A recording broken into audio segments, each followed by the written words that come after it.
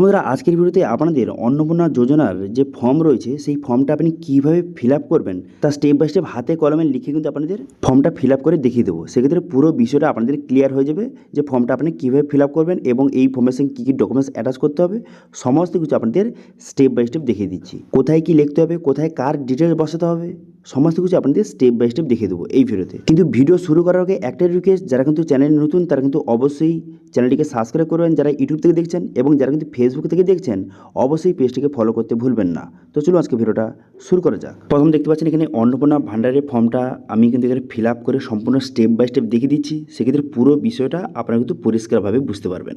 দেখুন, প্রথমে এখানে পরিষ্কারভাবে বলে দেওয়া হয়েছে যে পরিবারের প্রধান, এখানে আপনি কার নামটা লিখবেন। তো সেক্ষেত্রে আপনার পরিবারে যে হেড রয়েছে সে মহিলা হতে পারে অথবা পুরুষ হতে পারে, কোনো সমস্যা নেই। আমি কিন্তু যার এখানে ডিটেলসটা বসাচ্ছি তার পরিবারে হেড হচ্ছে সে নিজেই, কারণ তার স্বামী কিন্তু মারা গেছে এবং বর্তমানে তার একজন ছেলে রয়েছে এবং ছেলের বউ এবং তার একজন নাতি কিন্তু রয়েছে। তো সেক্ষেত্রে হেড অফ ফ্যামিলিতে কার নাম বসবে? তার নিজের নাম বসবে। যে মহিলা রয়েছে, যে পরিবারের হেড সবথেকে বড় যে, তার নামটা বসাবেন। বসিয়ে দেওয়ার পর জন্ম তারিখ, এখানে জন্ম তারিখ কার বসাবে? যে হচ্ছে পরিবারের হেড আপনি যাই করেছেন, ঠিক আছে, হেড অফ ফ্যামিলি যাই করেছেন তার পুরো জন্ম তারিখটা সঠিকভাবে কিন্তু এখানে আপনাকে বসিয়ে দিতে হবে, ঠিক আছে। তো এখানে আমি বসিয়ে নিচ্ছি। বসিয়ে নেওয়ার পর এখানে বলে যাচ্ছে যে হেড অফ ফ্যামিলি সে পুরুষ না মহিলা। তো যেহেতু এই পরিবারের যে হেড হচ্ছে মহিলা, সেক্ষেত্রে মহিলাকে থেকে ঠিক চিহ্ন মারতে হবে। মেরে দেওয়ার পর তারপর এখানে বলে দেওয়া আছে যে হেড অফ ফ্যামিলি যাকে করেছেন আপনি, তার এখানে আধার কার্ডের নাম্বারটা সঠিকভাবে কিন্তু এখানে আপনাকে বসিয়ে নিতে হবে, ঠিক আছে। তো বর্তমানে কিন্তু এখানে আধার কার্ড নাম্বারটা বসিয়ে নেবেন যাকে আপনি হেড অফ ফ্যামিলি করেছেন, যাকে হেড করেছেন। তারপর এখানে বলে দিয়েছে যে পারিবারিক কোনো রকম আইডি রয়েছে, রেশন কার্ডের আইডি রয়েছে, ফ্যামিলি আইডি রয়েছে, যদি থেকে থেকে বসাবেন, যদি না থেকে কোনো রকম বসানোর দরকার নেই, না লিখে দেবেন, ঠিক আছে। এটা ম্যান্ডেটরি নয়। তারপরে পরিবারের সদস্য সংখ্যা কজন? বর্তমানে কিন্তু এই পরিবারের সদস্য সংখ্যা 4 জন, কারণ হচ্ছে এই মহিলা এবং এর ছেলে রয়েছে এবং এর যে বৌমা রয়েছে এবং তার একজন নাতি কিন্তু রয়েছে, টোটাল 4 জন। সেই জন্য 4 এখানে লিখে দিতে হবে, ঠিক আছে। তো এবার আপনার হিসাব মতো আপনি কিন্তু লিখে দেবেন। আমি এখানে এক্সাম্পল হিসাবে সমস্ত কিছু দেখিয়ে দিচ্ছি। তারপর ঠিকানা, এখানে ঠিকানা কিন্তু বসাতে হবে। বর্তমানে কিন্তু স্থায়ী ঠিকানা, পার্মানেন্ট অ্যাড্রেস যেটা, সেই অ্যাড্রেসটা এখানে বসিয়ে নেবেন। প্রথমে ভিলেজ লিখবেন, তারপরে পোস্ট অফিসে লিখবেন, তারপরে আপনি পুলিশ স্টেশন এখানে লিখে দেবেন। লিখে দেওয়ার পর তারপরে কীগুলো লিখবেন যে ডিস্ট্রিক্ট লিখবেন, ডিস্ট্রিক্টের নাম লিখে দেওয়ার পর তারপরে এখানে লিখে দেবেন যে পিনকোড, এখানে পিনকোডটা সঠিকভাবে বসিয়ে দেবেন, ঠিক আছে। স্থায়ী ঠিকানা বসিয়ে দেবেন।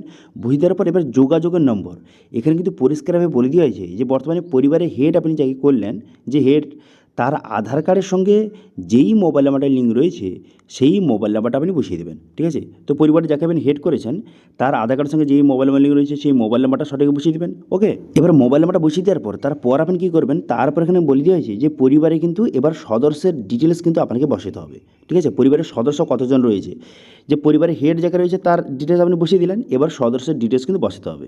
এবার এখানে বলি যে পরিবারের প্রধানকে, প্রধানের নামটা পুনরায় একবার বসিয়ে দিবেন। বসিয়ে দেওয়ার পর তারপরে সদস্য 1, অর্থাৎ যে পরিবারের সদস্য কে কে রয়েছে তাদের ডিটেলস বসাতে হবে। তো পরিবারে একজন ছেলে রয়েছে, ছেলের নামটা বসিয়ে দিবেন। ছেলের নামটা বসিয়ে দিলাম, তারপরে তার জন্ম তারিখ এবং তার জেন্ডারটা এবং পরিবারের প্রধানের সঙ্গে তার সম্পর্ক কী। তো এখান থেকে সম্পর্ক যেহেতু ছেলে সেই জন্য কিন্তু সন এখানে লিখে দিলাম। তারপরে এখানে আধার নাম্বার বসিয়ে দিতে হবে। বসিয়ে দেওয়ার পর তারপরে সদস্য 2 কে রয়েছে, এবার সদস্য 2 জায়গায় এখানে কিন্তু যে এই মহিলার কিন্তু বৌমা রয়েছে সেই জন্য কিন্তু তার বৌমার নামটা বসিয়ে দিতে হবে এবং তার জন্ম তারিখ, লিঙ্গ এবং এখানে হ্যাঁ কিন্তু ঠিক চিহ্ন মারতে হবে, কারণ এ যে বৌমা এ কিন্তু অন্নপূর্ণা ভাণ্ডারের জন্য আবেদন করছে, সেই জন্য কিন্তু এখানে হ্যাঁ কিন্তু ঠিক চিহ্ন কিন্তু মেরে দিতে হবে। তারপরে জন্ম তারিখ, এখানে যে ফিমেল, লিঙ্গ এখানে এফ লিখে দেবে। তারপরে আধার নাম্বার বসিয়ে দিতে হবে এবং সম্পর্ক অর্থাৎ যে পুত্রবধূ, এখানে পুত্রবধূর আপনি লিখে দেবেন এবং আধার কার্ড নাম্বারটা বসিয়ে দেওয়ার পর তারপরে সদস্য যে আরও কেউ যে সদস্য থাকে অর্থাৎ তার নাতি রয়েছে, নাতির নামটা এখানে লিখে দিতে হবে। লিখে দেওয়ার পর তারপরে জন্ম তারিখ এবং লিঙ্গ এবং সম্পর্ক কী এবং আধার নম্বর একে একে সমস্তটাই বসিয়ে দেবেন। তো এইভাবে যে 4, 5 আরও যদি সদস্য থেকে থাকে একে একে সবার ডিটেলস কিন্তু বসিয়ে দিতে হবে। এবার যদি 5 জনের বেশি থাকে সেক্ষেত্রে কী করবেন? সেক্ষেত্রে শুধুমাত্র এই যে পেজটা এর কিন্তু আপনি এটা আরটি জেরক্স করে এর সঙ্গে অ্যাটাচ করে দেবেন এবং সেখানে লিখবেন যে সদস্য সংখ্যা আপনি 6 লিখে দেবেন, ঠিক আছে। সেখানে সদস্য সংখ্যা 6 লিখে দেবেন। তো এইভাবে কিন্তু লিখে দেবেন। তারপরে আমি বলে দিয়েছি যে পরিবারের প্রধান এবং সদস্যের ব্যাংকের ডিটেলস কিন্তু বসাতে হবে। তো সেই জন্য কী করবেন? এখানে হেড অফ ফ্যামিলি আপনি যাকে রেখেছেন তার নামটা কিন্তু পুনরায় এখানে কিন্তু বসিয়ে দিতে হবে। দেখতে পাচ্ছেন আমি এখানে লিখে দিলাম, হেড অফ ফ্যামিলি যে রয়েছে তার নামটা লিখে দিতে হবে। লিখে দেওয়ার পর তারপরে ব্যাংকের নাম, এখানে ব্যাংকের নাম লিখে দেবেন। এবার যদি আপনার এসবিআই ব্যাংকের থেকে থাকে অ্যাকাউন্ট সেক্ষেত্রে এসবিআই লিখে দেবেন, শর্ট ফর্ম লিখে দেবেন, কোনো সমস্যা নেই।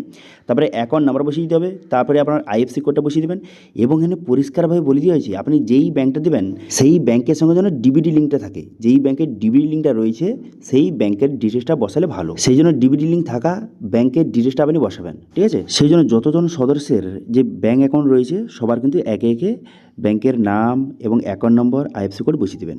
বসিয়ে দেওয়ার পর তারপর আপনি কী করবেন, তারপর এখানে বলে দেওয়া হয়েছে যে এপিক নাম্বার, আপনার পরিবারের যতজনের এপিক নাম্বার অর্থাৎ ভোটার কার্ড নাম্বার রয়েছে তার ভোটার কার্ড নাম্বারটা বসিয়ে দেবেন এবং বিধানসভা ক্ষেত্র এবং অংশের নাম্বারটা কিন্তু বসিয়ে দিতে হবে, ঠিক আছে।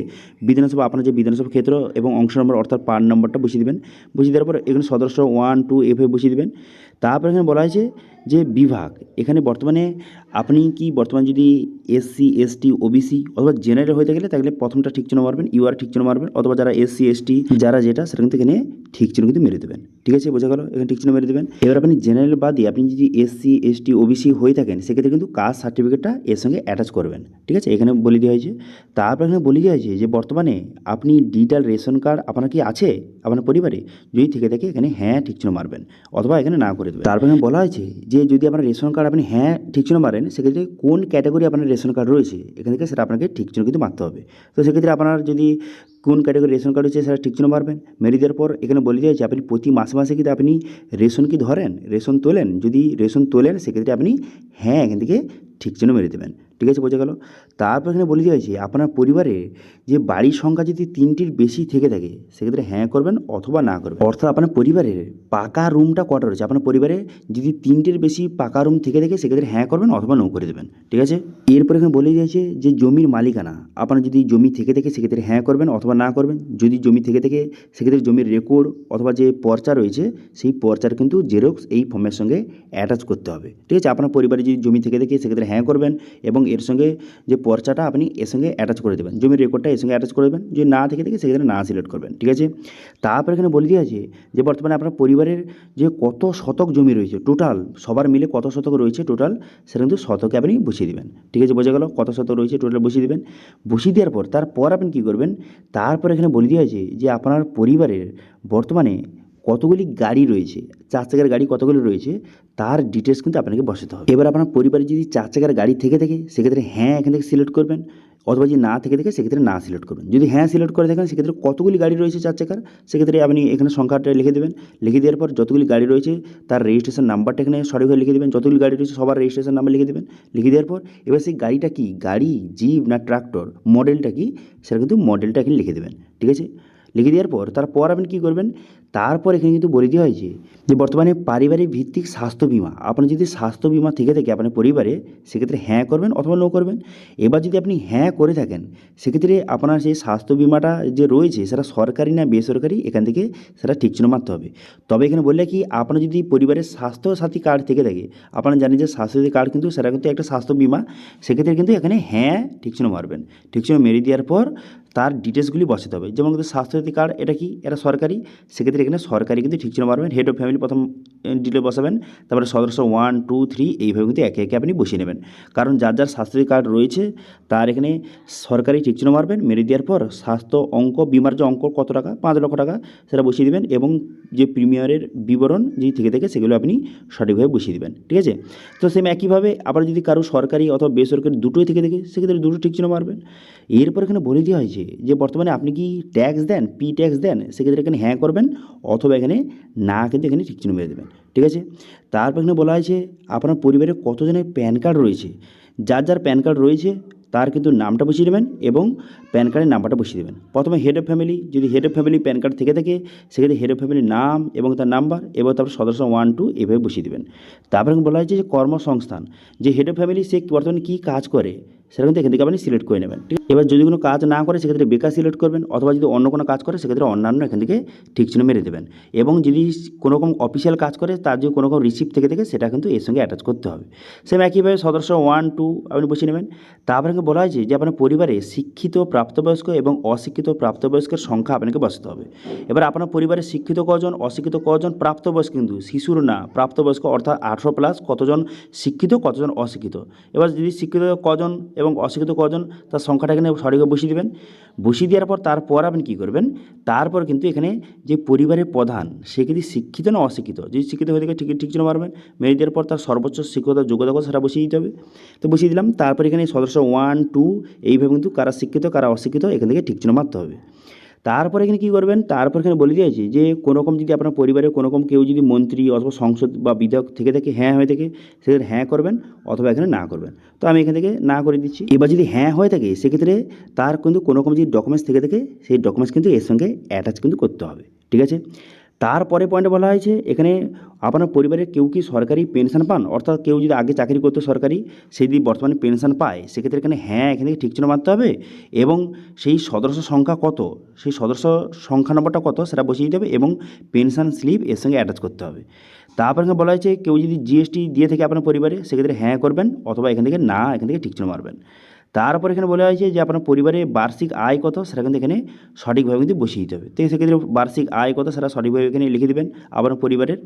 তারপরে বলা হয়েছে কেউ যদি আপনার পরিবারে সিএতে আবেদন করে থাকে সেক্ষেত্রে এখান থেকে কিন্তু আপনাকে হ্যাঁ সিলেক্ট করতে হবে এবং তার আবেদন নম্বর অথবা যদি সিএতে আবেদন করেন আপনার যদি সার্টিফিকেট অ্যাপ্রুভ হয়ে যায় সেক্ষেত্রে সার্টিফিকেট নাম্বার আপনাকে বসাতে হবে, ঠিক আছে। তো এবার আপনার ক্ষেত্রে যেটা হয় সেটা আপনি এখান থেকে ঠিক চিহ্ন মারবেন। যদি আবেদন করে থাকেন আবেদন যে নম্বর অথবা সার্টিফিকেট নম্বর যদি থেকে থাকে সেটা আপনাকে বসিয়ে দেবে। যে প্রথমে হেড অফ ফ্যামিলি, তারপরে কিন্তু সদস্য 1 2 যে আবেদন করেছে তার ডিটেলস। তারপরে কিন্তু এখানে বলা হয়েছে যে এখানে কেসিসি আইডি কার্ড এবং স্টুডেন্ট ক্রেডিট কার্ড মৎস্যজীবী কার্ড এগুলো যদি পরিবারের কারোর থাকে তার কিন্তু ডিটেলস আপনাকে বসাতে হবে। যেমন কিন্তু হেড অফ ফ্যামিলি যদি থাকে সেক্ষেত্রে তার নাম্বার, আইডি সংখ্যা এবং কবে ইস্যু করা হয়েছে তার ডিটেলস বসাবেন। অথবা সদস্য 1 2 যার রয়েছে তার কিন্তু কোন কার্ড রয়েছে তার নাম্বার এবং তার কিন্তু এখানে ইস্যুর ডেটটা মেনশন করতে হবে, ঠিক আছে, বোঝা গেল। তো এখান থেকে সমস্ত ডিটেল বসিয়ে নেবেন যার রয়েছে। এবার যদি এই কার্ডগুলির মধ্যে কোনো রকম কার্ড যদি না থেকে থাকে সেক্ষেত্রে এগুলো বসানোর কোনো রকম দরকার নেই, ঠিক আছে। তারপরে পয়েন্টে বলা হয়েছে এখানে এসআরের থেকে যদি আপনি বাদ হয়ে দেখেন, এসআরের লিস্ট থেকে বাদ হয়ে দেখেন এবং আপনি ট্রাইব্যুনালে আবেদন যদি কেউ করে থাকে সেক্ষেত্রে তার ডিটেলস কিন্তু বসাতে হবে। প্রথম পরিবারের প্রধান যদি আবেদন করে থাকে সেক্ষেত্রে এখানে হ্যাঁ করবেন অথবা না করবেন। অথবা সদস্য 1 2 এর মধ্যে কেউ যদি ট্রাইব্যুনালে কেউ যদি আবেদন করে থাকে সেক্ষেত্রে এখানে হ্যাঁ সিলেক্ট করবেন। করে দেওয়ার পর তার কিন্তু এখানে ডিটেলস বসাতে হবে, এখানে মামলার যে বিবরণটা বসাতে হবে, ঠিক আছে। অ্যাপ্লিকেশন নাম্বার যদি থেকে থাকে সেগুলো বসিয়ে দেবেন।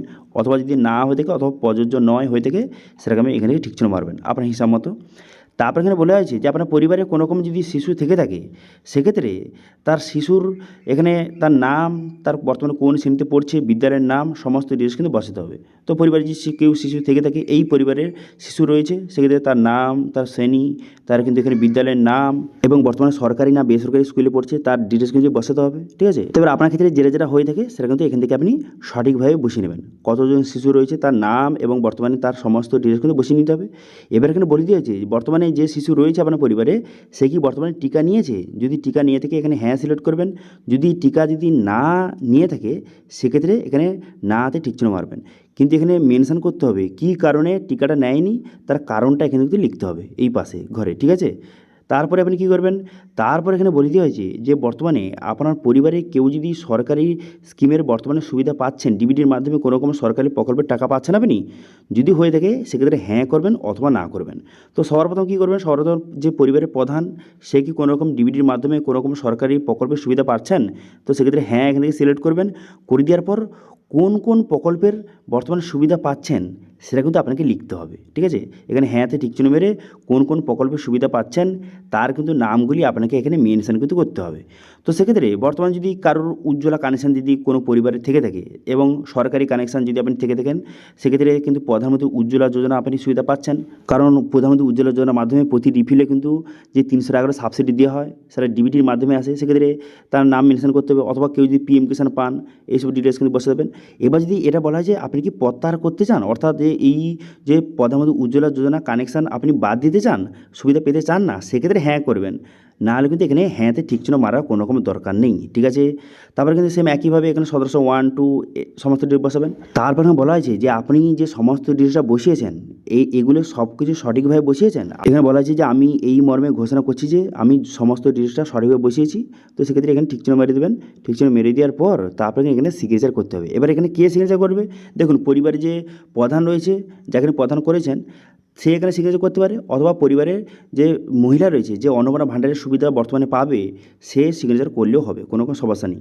এখানে কিন্তু পরিষ্কার বলে দিয়েছে যে পরিবার বলতে কাকে বোঝায়, যে বর্তমানে যেই পরিবারে সবাই একসঙ্গে থাকে এবং একই রান্নাঘর থেকে খাবার খায়, অর্থাৎ একই রান্নাঘর থেকে যতজন সদস্য খাবার খায় সেটা হচ্ছে একটি পরিবার, এবং তাদেরই ডিটেলস কিন্তু এখানে বসাতে হবে ফর্মে। ওকে, এরপর নিচে কিন্তু এগুলো ফিল আপ করার কোনো রকম প্রয়োজন নেই, এগুলো কিন্তু সরকার এগুলো ফিল আপ করবে, এগুলো কিন্তু আপনাকে কোনো রকম ফিল আপ করার প্রয়োজন নেই। ব্যাস আপনার কাজ শেষ। তারপরে এই ফর্মের সঙ্গে যেই ডিটেলস এস ফর্মে আপনি বসালেন সেই সব ডকুমেন্টস কিন্তু এই ফর্মের সঙ্গে অ্যাটাচ করে আপনাকে জমা করে দিতে হবে। তো আশা করি বুঝতে পারছেন বর্তমানে খুবই সহজ পদ্ধতিতে আপনি বর্তমানে অন্নপূর্ণা যোজনার ফর্মটা আপনি ফিল আপ কিন্তু করতে পারবেন। কীভাবে ফিল আপ করবেন আপনাদের স্টেপ বাই স্টেপ দেখিয়ে দিলাম। যদি ভিডিওটা ভালো লাগে থাকে ভিডিওটাকে লাইক করবেন এবং ভিডিও কিন্তু বন্ধুর সঙ্গে শেয়ার করে দেবেন, এবং আমাদের চ্যানেলে প্রথমবার ভিজিট করে থাকলে আমাদের চ্যানেলটিকে সাবস্ক্রাইব করে রাখুন এবং পাশে থেকে বেল আইকনটিকে অবশ্যই প্রেস করে রাখুন। আজকে ভিডিওটা এই পর্যন্ত, দেখা আছে নেক্সট ভিডিওতে। Thank you.